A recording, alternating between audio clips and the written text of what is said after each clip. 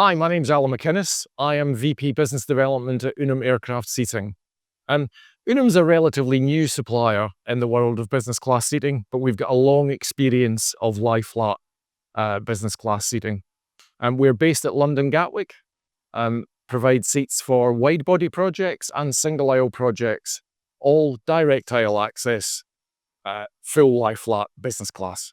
In terms of sustainability, we incorporate that into everything that we do at Unum. We were the first seating manufacturer to commit to the Green Cabin Alliance, promoting sustainable practice within the aircraft cabin. Fundamentally, the number one thing that any seat manufacturer can do to promote sustainability is focused on weight. Seat will be fixed to an aircraft for between 10 and 15 years, all the time consuming fuel. So having a lightweight seat that is still supremely comfortable is the number one important thing to do for sustainability. But our commitment to sustainability does not stop there. We have a number of firsts that we have done that will promote sustainability for the remaining life of the seat once it joins the customer's fleet. The first thing that happens in sustainability is careful material choice. In the last decade, many seat components have been bonded. Bonding components makes them extremely difficult to recycle at the end of their life. So we always choose to use fasteners where we can to limit the layering of materials of different components. If you look at some of the core components within the seat, aluminium is a really good example of how to choose a product that has lower embedded carbon.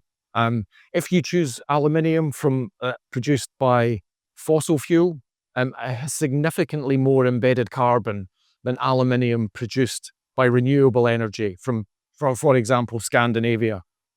In terms of our supply chain, we operate a predominantly short-haul supply chain with all our suppliers within a short drive of our factory at London Gatwick Airport. Having that localized supply chain not only gives us agility, but also promotes sustainability by not having carbon consumed by shipment around the globe. And one of the other aspects of sustainability that we have done is introduced a part marking system. So the component material is included in the part marking of each individual part.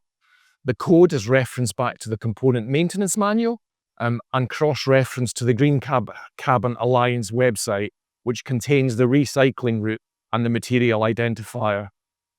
This is a true step forward in circularity. In terms of working with a supply chain, there are two aspects to how we manage our supply chain partners.